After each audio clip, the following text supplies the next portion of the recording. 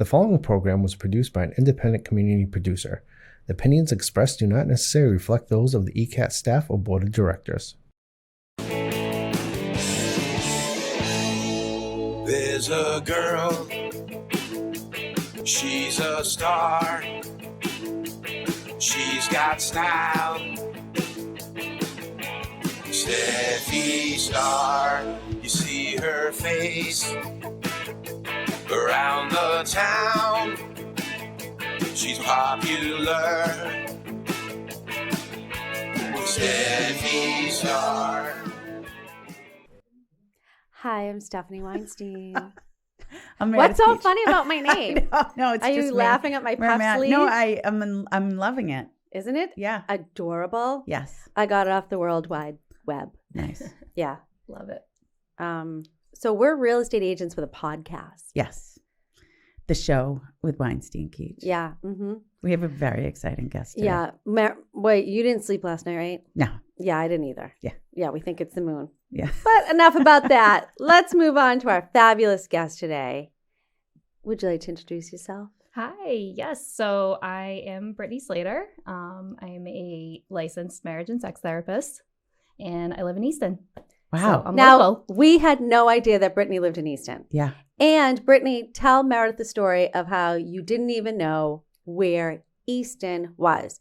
Because Meredith says the sun rises and sets on Easton. It is the center of the universe. Right. And Brittney said, I never even knew where Easton was. But now she does. So, I mean, she moved here. There you go. Now I do. And now I know what an offense it is to say that, because since I've lived in Easton, I understand like why everybody's obsessed with it.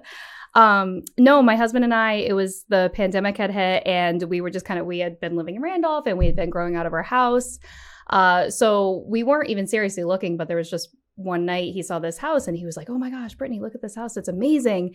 And it kind of checked every item on our bucket list that we had. I said, oh my gosh, we have to go see it. And we Googled it and it said Easton. And I said, where the heck is Easton? I've never even heard of this town. And we're driving here and I'm like, it's so quaint. There's like a breakfast spot and a yoga studio. Where are we right now? I love it. I was like, this is amazing. So we didn't even know where it was. We just really liked the house and ended up kind of falling in love with it and moved here in December 2020. And I was laughing because everybody I've met here says, oh, did you grow up in Easton? And I say, no. Did you? And they say, yes. And my parents grew up here and my grandparents grew up here. So Yeah. That's like Meredith. In Cult fact, like following. yeah, every person over the age of 90 knows Meredith's family.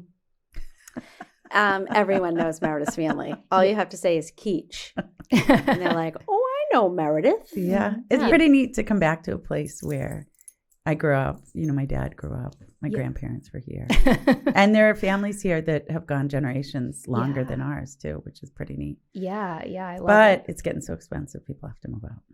Mm-hmm. So that's the other thing. Yeah, it's cool. It's kind of nice for a suburban town, though. I feel like a lot of nice restaurants and cool stuff to do, which... Yeah. There are so many good restaurants here. Yeah. What's your favorite restaurant in Easton? Oh, gosh, that is Have hard. you been to Gianni yet? I haven't been there, no. I keep dropping hints to my husband that I really want to go there. So, yeah. Oh, by the way, we're going tonight at 5. Okay. Oh, you're going to? I have hockey, I think. You can't go? I don't know. We'll talk. It's with Joe. Yeah. Yeah. I forgot about that.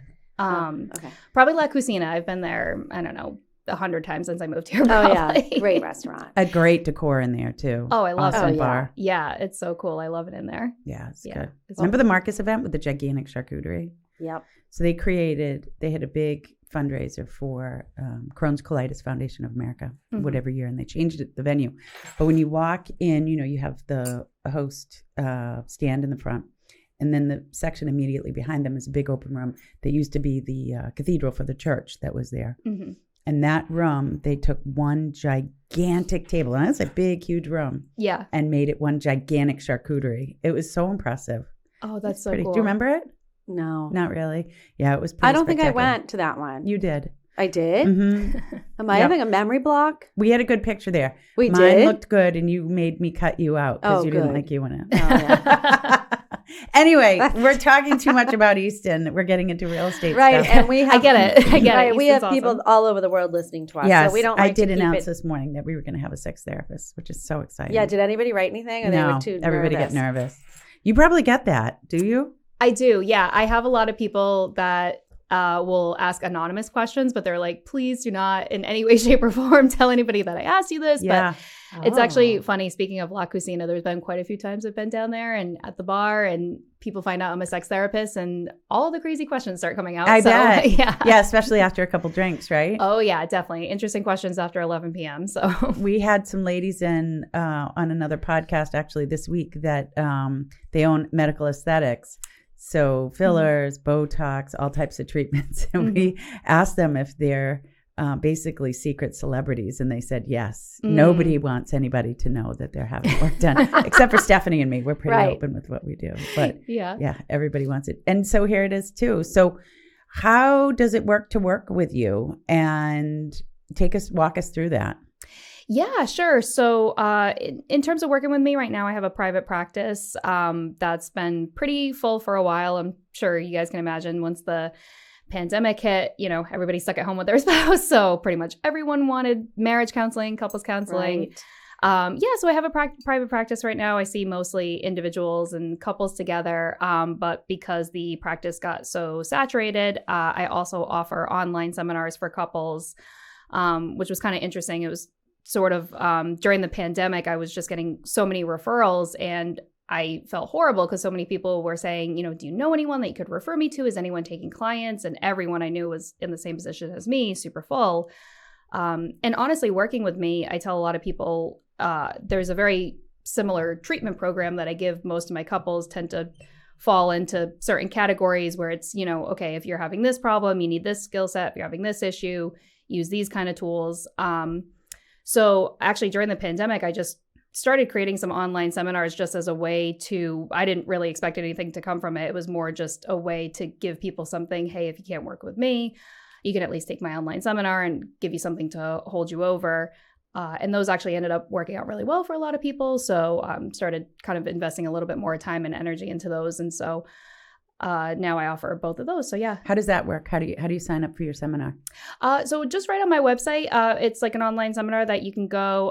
You can purchase the seminar. Once you purchase it, you get instant access to the online videos. So it's essentially a course outline where I go through, different modules of common issues that couples will experience. So for example, I have a general couples one. It's called Couples Connected. And I go over things like communication, conflict management, romance and intimacy. That's always a big one for people. And then just general strengthening your relationship, and go through why certain patterns tend to happen for couples. Again, I tell everybody one of the biggest things I see for couples, and they always say, oh, we must be the only people that experience this, or, we must be the most, messed up couple you've ever seen. I say, nope, trust me. I see people like you all the time. So I'll go through kind of why those patterns happen, some of the psychoeducation behind it. And then my seminars also come with a workbook that give you exercises and tools to kind of work through on a weekly basis together so that you can practice those skills that are discussed in the video. So kind of explaining why unhealthy patterns happen, and then what you can do to engage in more healthy patterns with each other. And tell our audience what your website is. Speakteasy.com.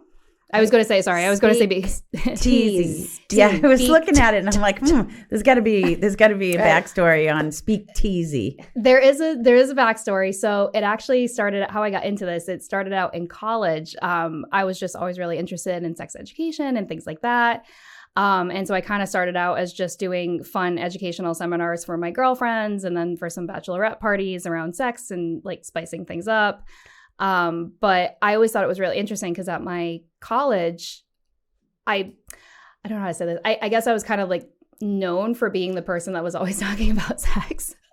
So I would put on, there were different programming through our women's center, and it talked about healthy relationships and sexual intimacy and things like that. So I was always the one talking about it. And I noticed a lot of other people like to talk about it too, but kind of like what we were just saying, everybody's so secretive about it, right? Yes. And everybody wants to know about it. Everybody wants to talk about it, but everybody's so embarrassed and thinks it should be this hidden thing. Right. And so I always thought of speakeasies where, and I love that era. I love 1930s and I love anything to do with that.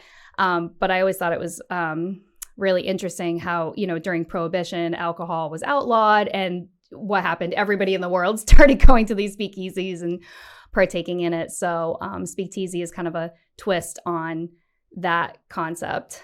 Love it. Adorable. Yeah. Absolutely adorable. Absolutely brilliant. Yeah. And Stephanie indicated that you're renovating your website. Yes, I am currently renovating my website because, I like I said, I started this out when I was, I think, about 21 years old. I had no idea what I was doing, so I did the website myself. So some of the platforms I was using are unsupported now, so I'm currently in the process of redesigning. So the website looks a little funky right now, but it's still very much functional. Good. Yeah. And then, so you have a professional who you've hired to renovate your website. And then, or is renovate the right word? That's like a real estate term. Yeah, but that's redesign. Maybe. Redesign. Renovate. I think I like renovate sounds renovate. good. Yeah. Renovate sounds good. I relate to renovate. And so you'll still be able to access your seminar there? Yes. Yep. Everything's still fully functional, and people can contact me through there. I also have an Instagram. It's SpeakTZMA. That people submit questions to, and I kind of go over, again, a lot of general relationship topics that I kind of, whatever is coming up in session, I'll just do reels or funny videos on, just kind of answering those type of topics. Is that where you do your videos? Yes. Yeah. Yes, that's right. Yeah, it is. It's a lot of work. It's a lot. It's so hard. Yeah. Stephanie and I, we are supposed to be doing videos, but we do a lot too. Yeah. Like, Yeah. you got a guys do. podcast sometimes multiple times a week. right. We've got clients and a team, and sometimes you can only handle so much. I mean, you've got a full schedule for therapy, right? So, Mhm, you've only got so much time to middle of the night, I guess. If we don't sleep, we should be doing business. We might as well just get up. Yeah. Sometimes if you work with me, you will get an email at 2 a.m., but Right. That's the way it goes. I tell people, We do the pay no same. attention. Pay Right. no attention to the timestamp, please, Yes. and Right. don't comment on it. Don't mention it. yeah. It is what it is. If you notice it, fine. Yeah. Right. Right. Right. All right. So let's get to the nitty gritty because everybody wants to hear about sex. Yes. Yes. So give us some examples of some of the questions that you have. I'm not even sure where to ask. Some of the types of questions that you field. How do you help people in these intimate moments? And how do you work with two people? I'm sure you work with all varieties of couples, right? Men, women, women, men, They. they. Mhm, God knows mhm. what, we have going Furry, on. furry. Furries, right? Yes, yes. Oh my gosh, yes. I actually have worked with I do specialize in the kink community, so that is also something that I see quite frequently, which I personally love because there's always new terms and dynamics coming out that I have to constantly be learning about. Right. So it is funny. I always tell people, because again, people always come to me and they say, "Oh, I don't want to gross you out or I don't want to shock you." And I always joke to people, I say, "Trust me, if you say anything I haven't heard before, I will give you a high five." Yeah. It has happened once or twice where I'm like, "Wow, okay, that earned a high five." But Really. yeah, those are always interesting. Yeah. Can I just interject? You Yeah. said in the kink community. So I went to UMass and we would get these. Did you say kink? Yes. Kink. That's like the funky stuff. Kink? Kink. Yeah. Or Kink. kick. Kink. Yeah. Kink. Yeah. If anybody wants to Google it. Yeah. I might have to. So I went to UMass and I would get these Dartmouth or Amherst? Amherst brochures type Mhm. about going and dressing up and as like wizards or whatever. Mhm. And this was a long time ago. Mhm. So I thought it would kind of neat. It would be like people dressing up like and going, in the fake battles. Mhm. But now I learned that was actually a sexual thing. It was. Yes. And I'm glad I didn't go because I would have been, I wish I you didn't went. know. Why didn't you Yeah, I go? would've gone Why and didn't been you go? like, wow, I didn't know this. Maybe I should have. Yeah. Yeah. So that's actually a great point. And this is something I tell everybody. So whenever people think of kink and they hear of like kink parties, actually it's funny, fantasy kink was, I think, like anything else, things have trends, and fantasy kink was definitely one of those trends a couple of years ago. Furries has been a trend, not as popular now, but it's really funny because when you go to these events, a lot of times people they just think it's going to be these crazy, people doing insane things in front of each other. And, you're going to be pressured into all these crazy situations. And a lot of the times when you go to these events, a lot of it is really about respect and about boundaries and consent, which I, personally really love because, I tell people, hey, if you're interested in things like this, if you go to an event, sometimes they're hosted by different clubs or different bars. There's online avenues you can go through to find some of these parties or events. Even if you're someone who's not really into it or you don't know if you're into it, if you just go there to explore, a lot of people kind of are just more on the end of, hey, if you're at the beginning stages where you just want to come check this out and meet people who do this, that's totally fine. And you're not going to be pressured to do anything. And then there's the other end of the spectrum where it's, hey, if this is your thing and this is what gets you going, this is the place for you. So that's always interesting. Steph? I feel really uncomfortable during this podcast. I don't know what to say. I'm not surprised. Every time we do this, you clam up. Yes. I don't understand what's wrong with me. So Stephanie might not talk for the rest of the episode. That's okay. Which is like, I never do that. Yes, but you do. I do. Yes. When it comes to this stuff. Oh my God. I think it's the way I grew up. Yes. Yeah, probably. Right? We never talked about any of that. No. Mm-hmm. Yeah. I don't even know what the kink community is. What is that if you go to an event, a kink event?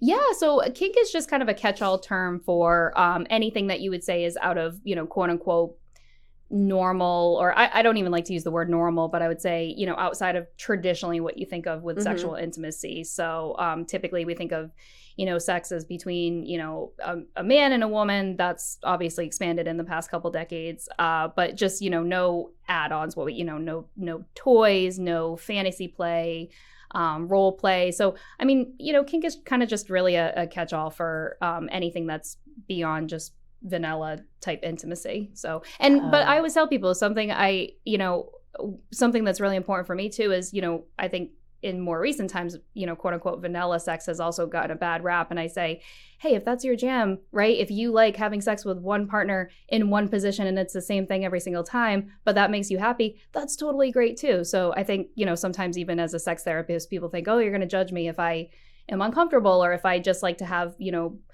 boring sex. And I'm like, sex is like pizza. There's no such thing as boring sex. So I like it. I like pizza. Yeah. Well, I would imagine that your comfort, you indicated that from early on that you were comfortable communicating about sex and all the different types of consensual sex. And so that in of itself breaks down a barrier for people because you're open to discussion, you're aware of it, you're aware of the history. And so that's helpful for people coming to you to just have a conversation. Now, do you talk with both couple at the same time? Do you do therapy just one-on-one, or how does it work? So somebody comes to you and Sure, depending on the situation. So if it's a couple experiencing relationship issues, I usually like to work with them together just so I can get more of a sense of their dynamic together. I do a lot of what's called emotion-focused couples therapy, which is a research-based type of therapy, and it deals a lot with attachment styles, kind of how you interact with your partner. So I like to see that kind of dynamic playing out in session. But that being said, every once in a while, I'll get somebody who says, I'm having this relationship issue and my partner is not into therapy, not willing to come to therapy, and I'm happy to work with those people individually. And then sometimes I have people just come for, general issues. They're not necessarily partnered right now, but they want to work on, things in their past related to sex. Again, just, that's also a very common thing I see is people who say, I'm just really uncomfortable talking about intimacy and it's a big hindrance in my life. I can't talk to my partner. I can't talk to my friends. Maybe grew up in kind of more of a, restricted environment or an environment where it just wasn't an open topic. So that's also something I see a lot of individuals for. So in those situations of, let's say, people who have difficulty talking about it, why are you looking at me? It's very common. It's very, very common. What's your advice? How do you help people feel more comfortable? Yeah. So, I would say, I'll give you the long answer and the short answer. The long answer is I usually like to kind of delve into really where that comes from. So we go through what's called a psychosocial assessment where I'll go through and say, okay, what are your earliest memories of seeing your caregivers interact, and what kind of signs of affection did you see from them as a child growing up? How did you first start learning about intimacy? What were you learning about with your body? As you entered puberty, where did you learn about sex from? And we kind of go through all of that. And usually that's where we tend to start to see where some of the barriers to feeling comfortable about it come in. Again, a lot of times it'll be, I was told that if, I had these urges, I was bad, or, maybe, again, we all have those, or most of us have those embarrassing puberty moments where, something happens and we're, feel a lot of shame and a lot of embarrassment, which can be really common. And, we learn a lot of lessons from that. So we'll sort of work through that to kind of say, okay, where are those areas of shame? Where are those areas where you feel kind of restricted? And sort of work through that. But in the short term, I do tell people that it's okay to be uncomfortable, and kind of like anything else with it, sometimes just finding the edge of where your comfort level is, and you don't have to step wildly over that, right? Like if someone's uncomfortable talking about sex, I'd probably say, don't go to a furry party if you want to get more comfortable with this, but maybe open up to a close girlfriend, or, even to your partner or your spouse, maybe do some, kind of light, one of the techniques I even say for people who are really uncomfortable talking about sex, I say, okay, well, what kind of movies or shows do you like? Is there any movie or show that has a romantic scene? It doesn't even have to be sexual. It could be romantic. And do you enjoy watching that? And kind of talking about that. What do you enjoy about it? Do you enjoy their relationship dynamic? Do you enjoy how they're kissing?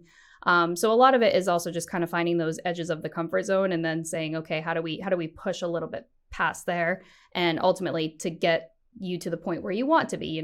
That's a big question too. How comfortable do you want to be talking about intimacy? Steph? Well, it's definitely a taboo subject, as it's been in our culture for a long time. I think today it's a lot more open, especially with the internet, right? Right. Definitely. And it's reworking a lot of that, those shame narratives, like knowing it's okay to talk about these things. And I mean, I wasn't allowed to date or talk to boys. Yeah. Yes. So that would be I tough. grew up with a Greek father. Yeah. Oh yes. I had a lot of friends who were Greeks. So.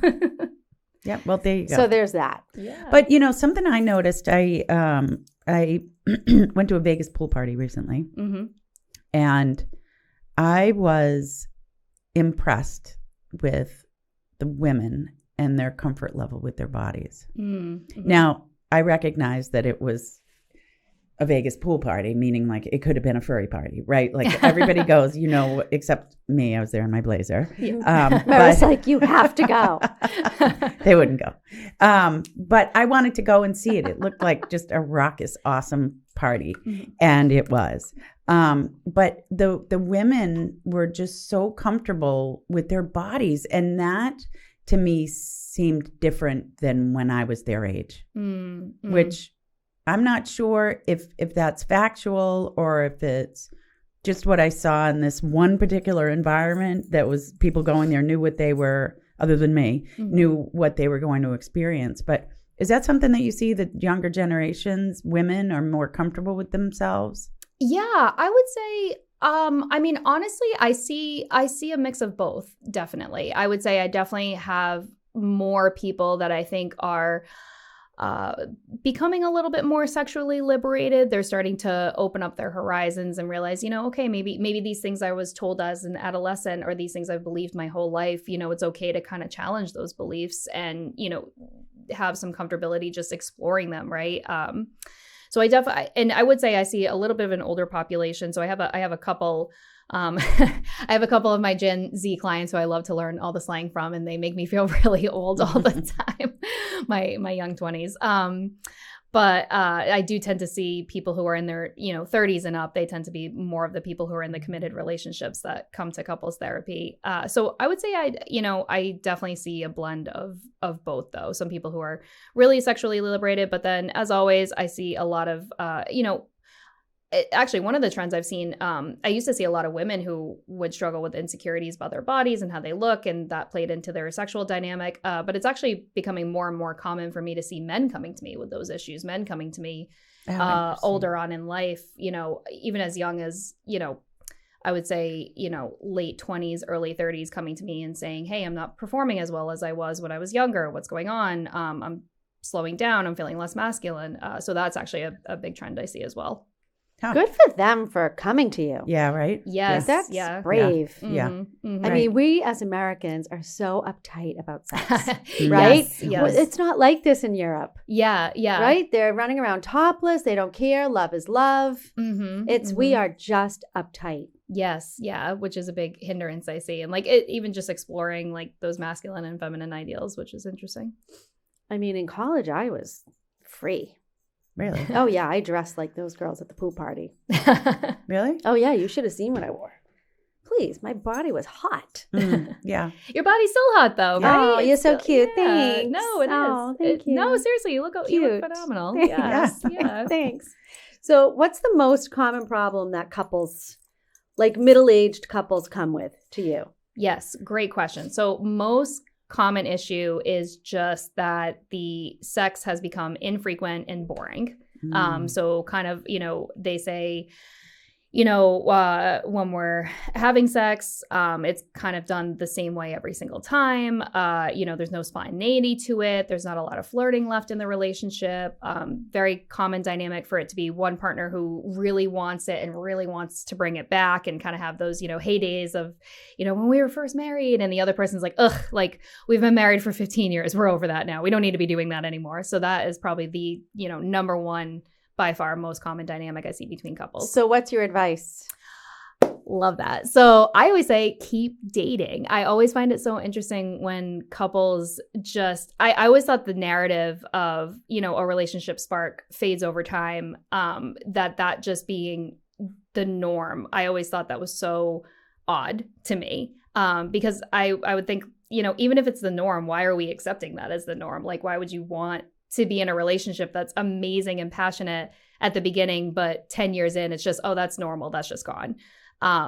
So one of the things I tell couples is that, spontaneity and creativity, those are going to be your two best friends for spicing up your relationship. So again, kind of going back to what we talked about at the beginning, with a sex therapist, people sometimes are afraid to come to me because they're like, if I go to you and I want to talk about spicing up my sex life, you're going to start telling me to, tie each other up and start getting all these toys and going crazy. And I'm like, hey, if that's your thing and that's what you're interested in, sure, we can go there and we can talk about that. But a lot of times I'll just tell couples, when's the last time you went on a date? And when's the last time you went on a date that wasn't, we went to the same old restaurant that we've been to 100 times and we sat there on our phones, or we only talked about work and, kids. And not that those can't be good topics, but we kind of talked about the same thing we talk about throughout the week. And then we went home and, maybe had sex in the missionary position like we do every single time. So one of the big things I say is, go on a date and make it really creative, do something you've never done with each other, do something exciting, take a class together, something that really challenges you both. And then experimenting with different types of affection, how affectionate are you with each other throughout the week? Are you walking by and kind of slapping each other on the bum, or are you, giving each other a hug? And I know, right? It's like, oh, and Sorry, I'm picturing you in shock. Oh, yeah, we've been married for a long time. Yeah. Or all my married friends. Yes. Yeah. So one caveat to that too, and I hear this more from the women whenever I say, when's the last time you've been flirting with each other? Like, walk by and slap each other on the bum. And I get a lot of women who are like, oh, I would punch my husband in the face if he just walked by and slapped me on the bum. I wouldn't mind that. No? You wouldn't mind that? No, that'd be good. Yeah, Well, you're fine with me. in a great stage. Right. I mean, I'm divorced. Mhm. divorced, but not just divorced. So your children are adults. I'm an empty nester, divorced. Right. Mhm, And mhm. so there wasn't With any, a live-in boyfriend. Yes. Yeah. And you don't have Great baggage. situation. Your ex, No. you have a wonderful relationship with him. Right. Mhm. And We don't have to deal with children issues No. every day. No. And right. Mhm, so you're mhm. free. Yes. And that can be a really great time to really experiment with yourself, right? Get to know yourself. And like you said, if you have a little less pressure of life, you can have, less stress with the kids, and Right. you can have a little more time to explore and, kind of maybe get to know what you like, maybe when you couldn't when you were younger, right? Not to push too much. Can we move on, please? Yes. So people need to add spice to their life. Spice. Right. Yes. They need to flirt. Mhm. They need to date. They Mm. need to go to different places. Yes, flirt, date. But one other thing I also say is, what's your emotional connection look like? So I see this a lot as well, where as much as I'm like, you have to spice things up from the physical side, it's also really important to have the emotional side of things. So, if you're, with your partner every day and you feel like they're not really connected to you, maybe you're talking about work, or you're talking about your stress levels, things that have happened with the kids, and you feel like your partner's just disinterested. They're not really hearing you out with what you're saying, or you guys are arguing frequently. or maybe just kind of feel like they're not as motivated in life, like they're not, kind of pushing themselves to be the best version that they can be. I'll see a lot of couples kind of start to, go into these zones of feeling very comfortable in their lives, but and that can be a good thing in a lot of ways, but it can also decrease passion in a lot of ways. So that's another big thing I work with on couples is, what does your emotional connection look like with each other? So you talked about a lot of people coming to you from the pandemic, the lockdown period. What did that look like for couples? I'll tell you what it looked like for real estate agents. They wanted bigger houses. Yes. That's for sure. Yes. Yeah, and bigger yards, Yes. pimped out yards, Right. better places. Yes. Kind of. I know my husband dragged me kicking and screaming out of the city, but I eventually agreed because we needed a bigger house. So from the pandemic, it was really interesting because I noticed that the couples that had maybe they were having some relationship issues, like general communication, or they were arguing, but generally in a good spot in terms of their friendship dynamic. So, the couples that would argue, but they said, we still really respect one another. We want the best for one another. Those couples actually really thrived during the pandemic. Like some of them more so than I'd been working with a few of these couples for a year or two. And the pandemic actually brought them a lot closer together. They kind of were forced into this teamwork mentality, whether it was juggling working from home or things with kids. And so my couples that had that really good friendship foundation, actually, I think the pandemic kind of forced them. It was almost like a boot camp for their relationship. And they actually did a lot better because of the pandemic. And I saw a lot of people, like, their priorities shifted as well, in terms of maybe work becoming a little less important for them, or, being in the office every day and, wanting to spend more time with kids, wanting to spend more time with family.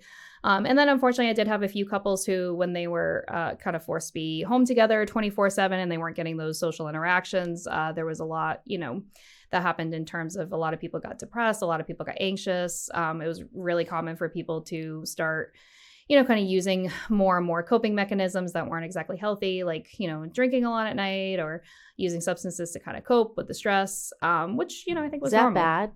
I think it was normal for a lot of people. I don't think it was. Right. I don't think it was necessarily bad, right? Right. I was even there myself. There were a couple nights where I was, definitely just like went to pour myself a glass of wine, and to the point where I'm like, what am I doing? Why am I drinking wine on a Wednesday? Like, there's nothing wrong with that. Yes, but you could. Yeah, I was. Like, We went through so much box wine. Yeah, we went through a lot of wine. One time I took on my recycling, and I was like, "Ooh, Brittney, maybe you should look at this." Yeah, so which I don't think was in and of itself a problem, but so those, the couples I saw that maybe were already having some issues in their friendship foundation, weren't as connected. They kind of went their separate ways in terms of their coping skills, and the pandemic had a negative effect on them, unfortunately. I would imagine, and tell me if I'm wrong, but is it the majority of the time when a couple comes to you, one has an issue and the other doesn't?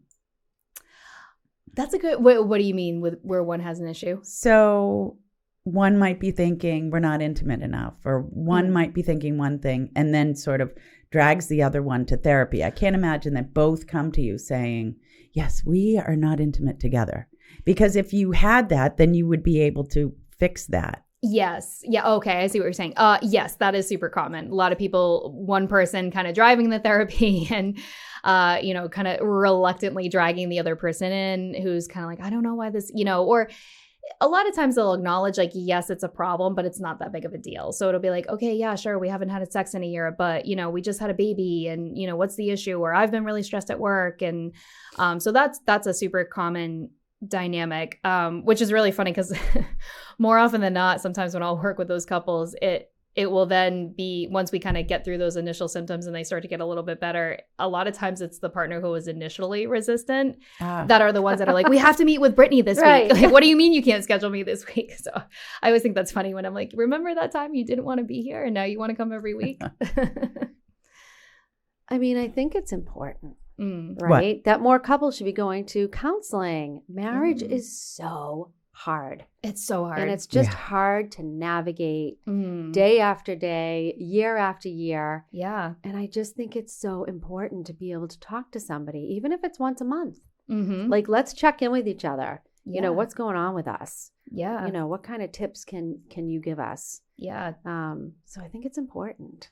Yeah, we did it when Yeah. we were going through IVF. They required us to Go to because of the pressure. Yeah. Yeah. I don't think I really did much. No. I'll be honest. Jason and I had to go to therapy, you know, because we were getting separated and it was a whole thing and we were trying to save the marriage and we were working on it. And then I went to a therapist and, you know, she looked at me and she goes, "When's the last time you tickled his back?" Oh. I said, "I'm out of here." Well, right, like how I would receptive. be like, that might not be your thing, right? Right. Never. How receptive. And I think, you know, the one thinking one thing and another thinking something else, something very small. What we were told when we go out to dinner, don't sit at the bar. Sit at a table across from each other, ask each other questions. What? And that's fine. I am not interested in that. But sometimes there's, you know, I noticed in our relationship from the lockdown period, we used to sit outside on, let's say, Friday night with a fire pit. Very common for us pre-pandemic. And it was a nice time to reconnect. Yes. I don't need to reconnect with my husband anymore. I see him every day, almost all day. He's home now. Thankfully, he's out 2 days a week. I think it's wonderful for him because he's an introvert. So it's very comfortable for him. Yeah.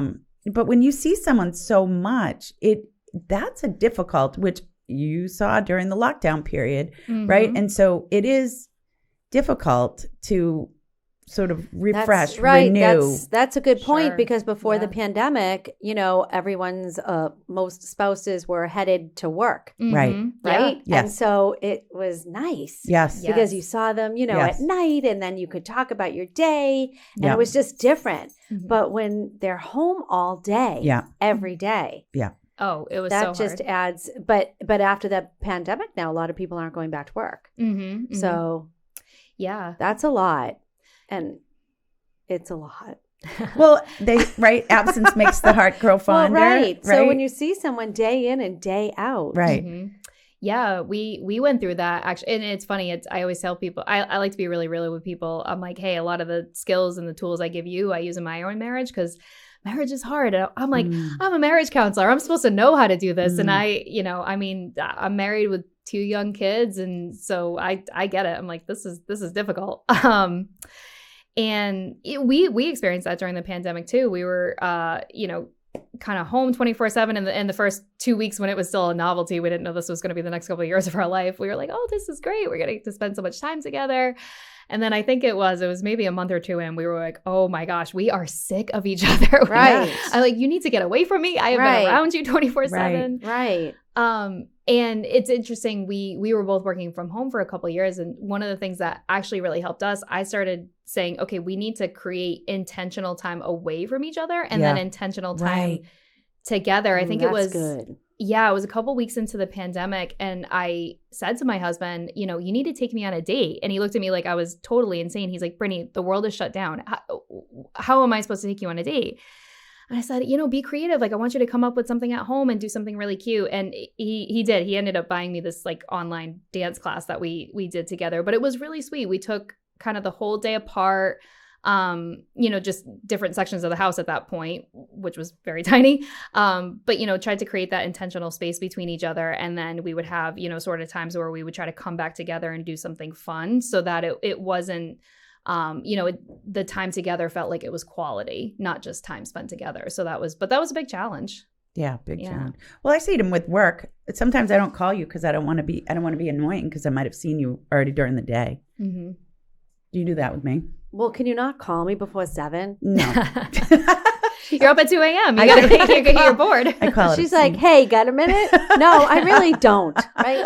I want to wake up and have my coffee. Yeah. I can't talk before 7. I mean, but that respect for space, I think, Right. also goes beyond. It goes in friendships, Yes. work relationships. Yeah. You can overdo with people, and you might not even know. I mean, I remember going through a period in my life and talking to a girlfriend constantly about whatever. I don't even remember what the issue was, but she said, I think it's time for therapy.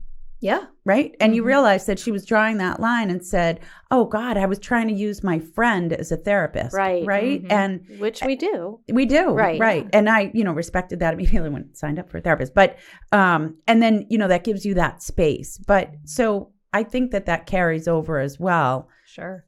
Beyond just your spouse. Why have friends ever come to therapy? My friends? No. Do they use me as their therapist? That would be fabulous. Meredith, it's time for our therapy Besties. session.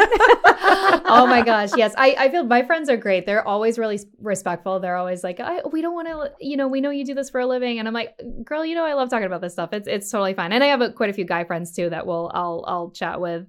And everybody's great. They're all really respectful of, they don't want to, use me as their therapist. Right. You guys do, but I like it. So it's okay.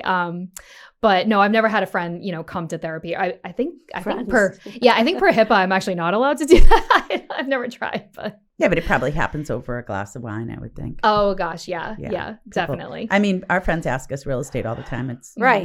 But that's our passion. That's right. what we love do. It. I would never say, I don't want to talk about this. Yes. I don't want to talk about my work. I mean, right. I suppose if a friend is also a client of mine, yeah, I avoid them during party time or drinks or whatever, because it's so stressful for them, more so. And they're going to want to just talk about it. And then it's exhausting for them too. So yeah.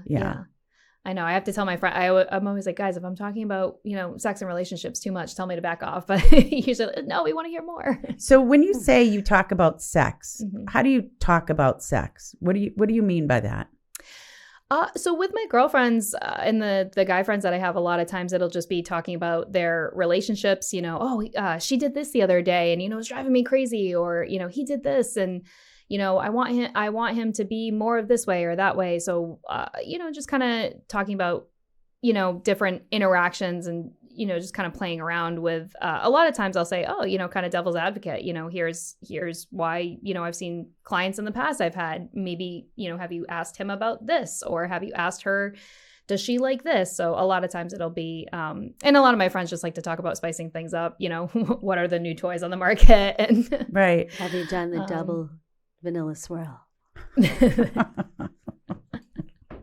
He's like, what's a double vanilla swirl? I've never heard of that. She's making it up. Really, Brittney? You don't know? I was like, can I give you a high five right now? Because I've never heard of that. I love that. All right. So in product, right? So the other day we had the ladies from Medical Aesthetics come in. They run through all the products and services that they offer.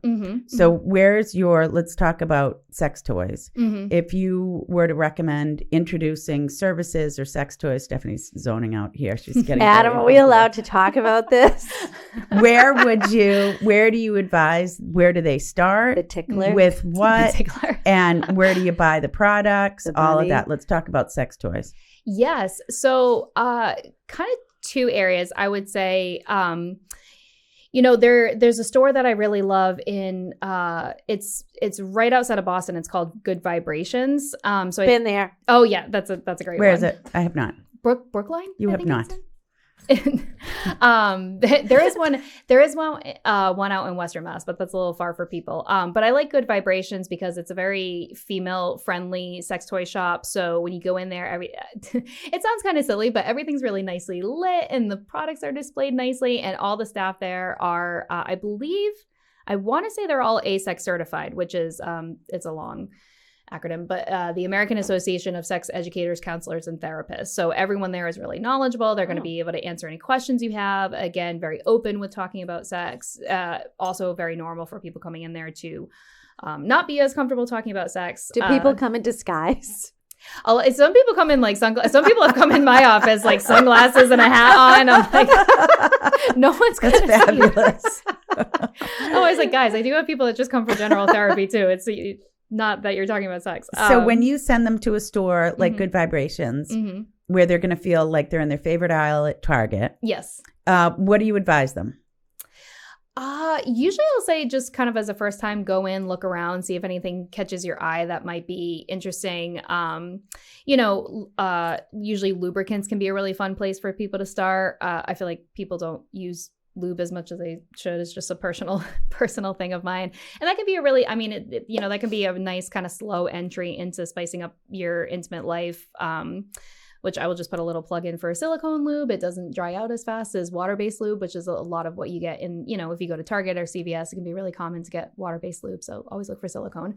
But so ladies, put a bottle of silicone lube on your husband's nightstand. On the bedside table. On the bedside table. There's some good ones. You can get like cherry flavored, grape flavored, so the smell is nice. But so I'll usually say start there, and then just kind of take a look around and sort of see what tickles your fancy a little bit. Maybe not a foot tickler or anything, but kind of what catches your eye, and sort of go from there. And so when you're in a store like that, you're looking at a product, and then the person will come over and help you, just like you're at In Good Health, the marijuana store. Yep. Bud specialists, I think they're called. I haven't been there. I have. And they help you, guide you, because it's not something that you can talk about. And if you go online, it comes up a whole bunch of just porn websites. If you just want to explore and be curious about what products are offered, services, I don't know, services is one. I think of the ladies the other day, but you can't look without seeing porn sites. And now then they track you, right? So every time you go online. I want to see your cookies. What have you been looking at, Meredith? Yeah, because now it'll come up constantly. Right. Yes. So I guess old school going in person is the best way to go. Remember the old school sex toy parties? Yeah. Oh, yes. Yeah. They used what were they called? Do they still do those? They have them still. They have. I went to a couple when I was younger. Yeah, me too. I feel like it's like a thing you do when you're first married. Go to a sex toy party. Yeah. We did them a lot for like bachelorettes, and a couple of my friends' bachelorettes. They were good though. That's where Now we go to Botox parties. Go to Botox parties. Oh, I wonder if I was gonna say I should talk to them and be like. So you should get sponsored by one of these companies. I would love that. I wish I could. That's a great idea. When your website's set up and your Instagram, you start boosting on your Instagram. That's where you can get sponsored by one of these companies. I should. What would be great? So one of the first sex toy party, this was when I was just starting to get into it, and the lady, I hope this is okay to say, tell me if it's not, but the lady had a bondage starter kit. So it was essentially ropes that went under your bed, and they kind of tied up at the top and at the bottom. So if you pulled your arms, it would pull your legs. If you pulled your legs, it would pull your arms. And so she was like, does anyone want to demonstrate this? And of course I was like, yeah, sure, I'll try it out. So I did this. So that would be kind of funny. You could have like a Botox and bondage party or something. Now, do people ask you to talk to their teenagers? So I tend not to see kids. I did that when I first was getting my license for therapy, worked for the Child Behavioral Health Initiative for Massachusetts.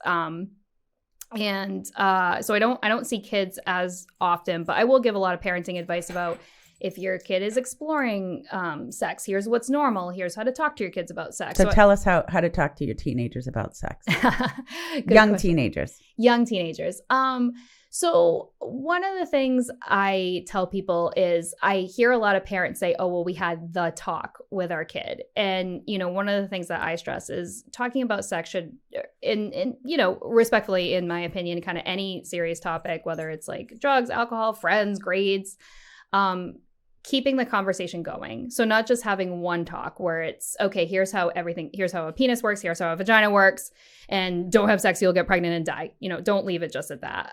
Have that open door, like, hey, when you have questions, come to me, ask me things, and just, I would say trying not necessarily to go the scare tactic route. I know it's just sort of joking. My father did that. The scare tactic route, yeah. We were hysterically crying, my sister and I. It was the most traumatizing event of my life. Yeah. I had one person who said that they like pulled up pictures of STDs and like showed them made their children look at them. And I was like, don't do that. You want them to know about consequences, but you don't want to traumatize them. Right. So keeping the conversation open. And, one really important thing is also telling your kids about correct terms. So a lot of people will, especially with young children, they'll refer to it by like a nickname or something like that. And, I always say it's just, from an early age, it can be really helpful to just teach kids the correct terms for their bodies. That way, they can kind of advocate for themselves and, they're not starting off on the foot of like, this is something secretive or something that I have to be embarrassed about or shame or hide. So that's kind of. I remember Alexa. We took her to the Museum of Science, and we took her through the exhibit of how to have a baby. And that was what we did. Yeah. And then when she was done, she was like, wow. And then she said, ew. That means Laurie and Larry did that? Because my friend at the time was pregnant. I had already had my kids, but that's what we did with her.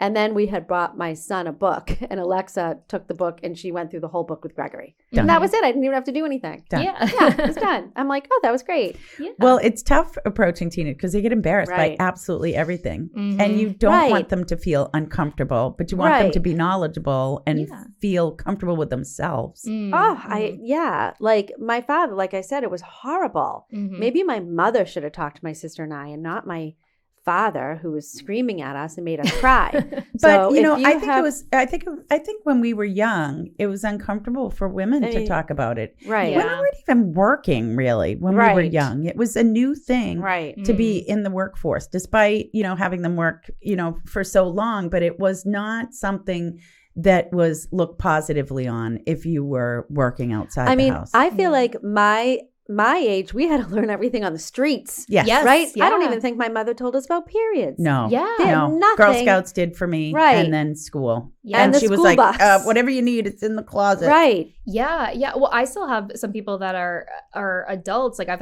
had a few couples that come to me. They've waited until marriage, and then they come into couples counseling, and they say, "I didn't know this happened. I didn't know that this worked." Yeah. So that's. I mean, and I always tell parents that too with young teenagers. I go, listen. You might not like it, but they're going to find out about it from somewhere. So do you want them hearing it from you, or do you want to hear it from, Right. a kid And who why watched a do we TikTok have to video? be so serious about it? Yeah. Right? Can we add some humor and laughter to it? Yeah. Yeah. Maybe we should talk about it more at the office. I feel uncomfortable. Joke about it. See, you find the edge Let's of your try comfort it. zone, and That's then right. I you like push that. it a little You find bit. that edge. I'm not sure. Are we allowed to? I think our manager wouldn't really care. She'd probably just walk out of the room. Yeah. We have a section where the agents are, and we could talk about it. Yeah. Yeah, sure. All right, I'll try. Okay. We'll find that edge, like Brittney says. Yeah. Right? And talk about it. I'm Yeah. going to do it. Do you guys see that in real estate? I feel like a lot of couples that are looking for houses. I don't know. That's been a thing in couples therapy when you'll see their dynamic as they're going to purchase a new property. You have to. Oh, yeah. You have to actually observe that Yeah. and understand it right out of the gate. Mm-hmm. We are untrained therapists Yeah. too. Completely. There's a lot of emotions when you're buying a new house, and Mm-hmm. we have to deal with a lot of stuff. Stress is probably the biggest one. Yes. Mm-hmm. People are under. Right. In fact, I had someone recently kind of their voice Oh. cracked. I think he got weepy through this was recently. So it's so much dealing. I'm sure that's what you see, and you have to. So we had a death doula in recently, Mm-hmm. and her comfort level with an equally difficult taboo is the word, Yeah. conversation was magnificent, and it just breaks down those barriers. Just being in someone's presence who's comfortable with this taboo subject. It's Mhm. pretty magnificent. Yeah, I could use that. I will say that's the one subject I always tell people. Hey, with grief, I'm really. I'll talk about sex all day long, but with grief, I really appreciate people who do that work because it's Yeah. very difficult. Yeah, but sex too. I mean, God, what Who a made it difficult- so taboo? Religion. Know. Religion? Yeah, I know. religion did. I know. I hate to blame it on that because I think it's a wonderful tool for a lot of people. But I'm like, I always joke. I'm like, wow, I've made a lot of business off of reframing religious shame. Yeah, It's a big yeah. thing. That's what it is. Yeah. Yeah. Yeah, and I think with kind of removing that and pulling that back, I mean, there's so many layers that you can talk about. Oh gosh, yeah. With Mhm. I'm going to be a new me. yeah, I like it. I'll be Yeah. a new me. Well, I see this for women a lot too. I think it's interesting. One of the biggest things, when I talk to women who struggle with kind of opening up or talking about sex, I always think it's interesting the messages that we give to women in particular. We say, oh, be careful who you give your virginity to, right? You're giving away your virginity. And I'm like, well, why are you giving something away as opposed to getting something? For Right. me, I like to talk about it people are probably going to think I'm crazy, but with my daughter, I'm going to be like, hey, pick the person that you want to, get this wonderful, what should be a wonderful experience from. Like, you should be gaining something out of this experience. Like, it's not just something to give away for somebody else to have. And even that reframe I've used with a lot of my married women to say, they come into their relationships thinking, this is something I have to give my partner. I have to concentrate on my partner being happy, my partner being satisfied. And I'm kind of like, well, what do you like in the bedroom? What do you, and a lot of people don't even really go there because the messages they've gotten when they're younger are, you know, this is something you have to protect. And once you give it away, it's gone and you get nothing. That is magnificent. I mean, that's the showstopper. Right. That reframes everything Yes. right there. Right. Yeah. So ladies, go out and get what you want. Stop giving stuff away. Yes. Yes. Yeah. I like that. Well, that's it. I don't even know what else to say. I don't know. But reframing it, I think that's the what it truth. is. That's what it is. Especially women today, young women today. Yeah. Yeah. It's a very different world that my daughter is growing up in than I grew up in, and certainly for my mom, what she grew up in. Yeah. I don't want to go back to like women's lib. I hate that term. It almost sounds dirty to me. But for the time period where women felt liberated, and I think that exactly to your point, that still carries through with this sort of protective mechanism of something that once you give it away, it's gone forever. It's crap. Right. It's It crap. is such crap. Yeah. Because then you harbor that for the rest of your Right. life of like, you know, these bad feelings about intimacy, which God, it my shouldn't be. parents really screwed me up. They totally did. Don't worry. People are like, oh, I'm like, don't worry. You're gonna screw I'm gonna screw my kids up too. Everybody screws their kids up in We're some all way. screwed up. It's fine. Yeah, everybody screwed up. I think about that all the time. What am I doing to screw up my kids? I always think That's about that. what we all think about. I mean, but hopefully not. You want to give them independence, confidence, Mhm. love themselves, love their bodies, love We who do they the best are. we can. the Right. best we try can. to teach them the best lessons we can. Yeah. And my perspective on that might be different than theirs, and Right. you know what we're talking about here. Mhm. All right. Well, so Brittney, tell us, how do people find you? Do you have room for therapy or do you not? How do they find you on Instagram, your website, all of that? Yeah, thank you so much. Yeah, so you can reach out to me anytime at speaktz.com. Like I said, I also have the Instagram, which is speaktzma. And there, you know, I usually do like, I take questions if people want to DM me, or, you know, post, you know, if they have any topics they want to see me speak on. Always looking for new ideas and putting out new content there.